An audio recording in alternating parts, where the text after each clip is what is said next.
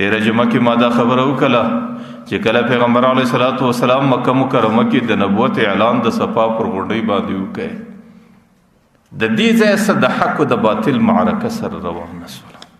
چې کم سړی څه زمانه مخکې په ټوله مکه کې په صادق او په امین باندې مشهور و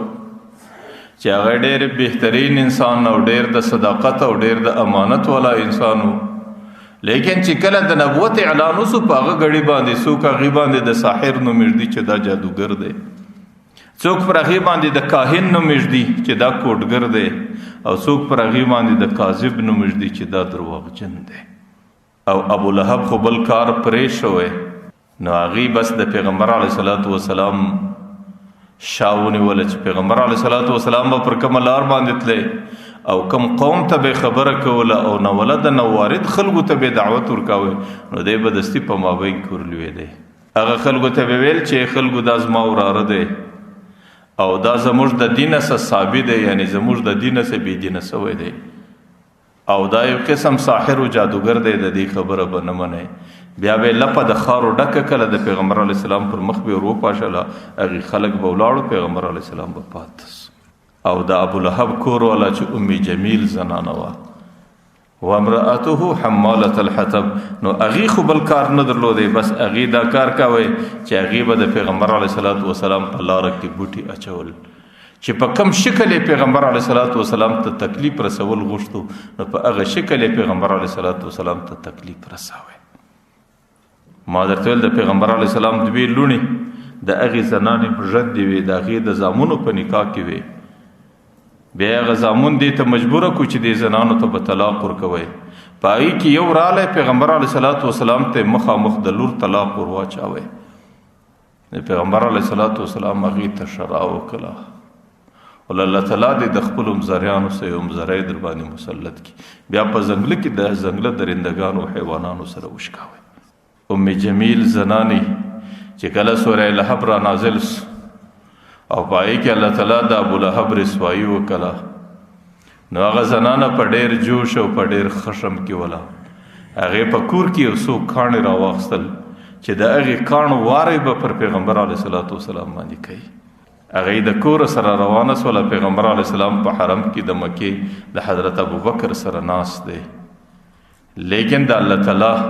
قدرت و شانو چې الله تعالی د هغې زنانې پر سترګو باندې پرده واچوله او د هغې سره پیغمبر علیه الصلاۃ والسلام نهام سو، پیغمبر علیه السلام یې نسو لیدلی، راله ابوبکر ته ودرېدله.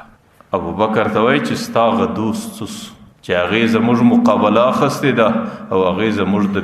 بوتانو زموږ د خدایانو زم بیانوي، ورته وایي زه په رب د کعبې داسې شاعره یم چې د هغې مقابله به په هر میدان کې وکړم.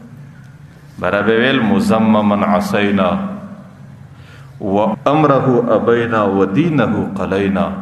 دا ډېر مزمم انسان دی، نعوذ بالله، موږ د ده څه هر څه نافرماني کوو، و امره ابینا، د ده د دینه څه موږ مکمله بیزاري کوو، او و دینه قلینا، د ده د دینه سره زموږ بغض او عناد دی. د پیغمبر علیه الصلاۃ والسلام به ډېر به تعجب ویل، ولای خلکو قریش ما ته مزمم وایي. مزمم معنا هغه سړی چې هغې د زم او د بیکاره خبرو ډک انسان دی، لیکن تاسو پر دې باندې تعجب نه کوئ چې د هغې په مقابل کې الله تعالی ماته نوم محمد را کړی دی، ځکه د مزمم په مقابل کې محمد دی. محمد هغه چاته ویل کېږي چې د بهترینو صفاتو ډک انساني، او مزمم هغه چاته ویل کېږي چې د بیکاره صفاتو ډک انساني. د پیغمبر علیه الصلاۃ والسلام ویل قریش ماته د مزمم نوم را کوي،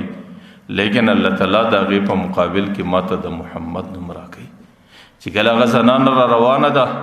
نو حضرت ابوبکر د هغې په خاطر پیغمبر علیه السلام ته وایي هغه زنانه تا ته تکلیف رسوي،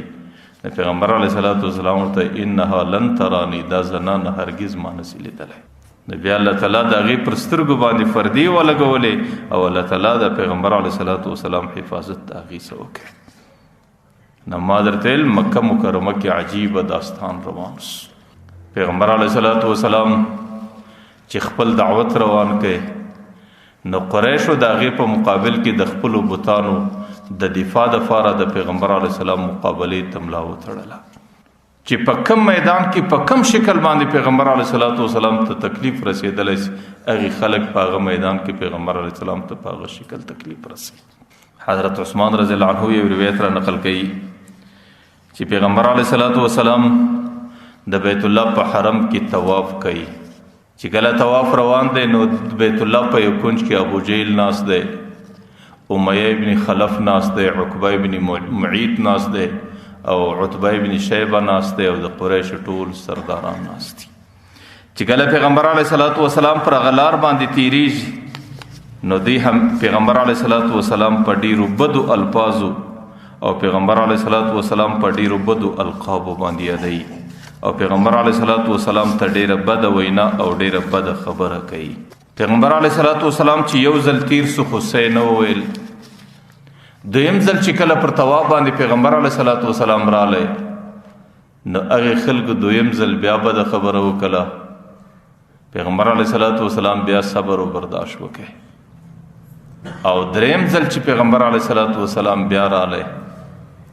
نو دی چې کله هغه خپله خبره را وګرځوله پیغمبر علیه الصلاۃ والسلام پر غزی باندې ودرېدی او د پیغمبر علیه الصلاۃ والسلام مخ مبارک هغه د ډېر خشمسا د حالاتو د بدلون په خاطر د پیغمبر علیه الصلاۃ والسلام په مخ مبارک ډېر تغییر راغلی. د هغې څه وروسته باره ورته لای قریش د دې خپل عمله څه منع سئ، که چیرې تاسو د دې خپل عمله څه نه منع کېږئ زما د په رب د دغه کعبې قسمي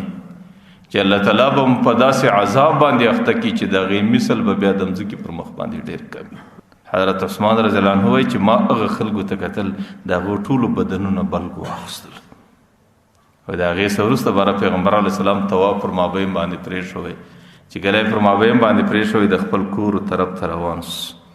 حضرت عثمان رضی الله عنه وایي زه په پسې یم چې کله ولاړی باره راته وایي ابشروا فإن الله مظهر دینه، زه تاسو ته زیری در کوم چې الله تعالی یو ورځ د خپل دین دفاع کوي،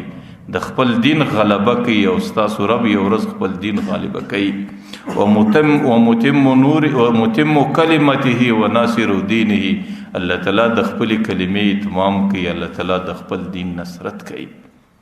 او بیا دې خلکو ته داسې مخ را وګرځئ او موږ ته ویل ان هؤلاء الذین ترون ممن یذبح بأیدیکم عاجلا، ولدا هغه خلک دي چې الله تعالی به ستاسو په لاسو باندې د دې ټولو ذبح وکړي، الله تعالی به ستاسو په لاسو باندې دا قتل کړي. حضرت عثمان رضی الله عنه قسم د بدر په میدان کې نو،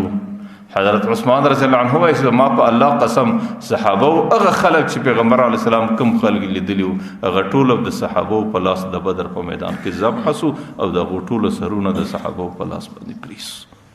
نو ما درته وی چې بیا خو په مکه مکرمه کې د پیغمبر علیه السلام زندگی ډیره تنګه وه.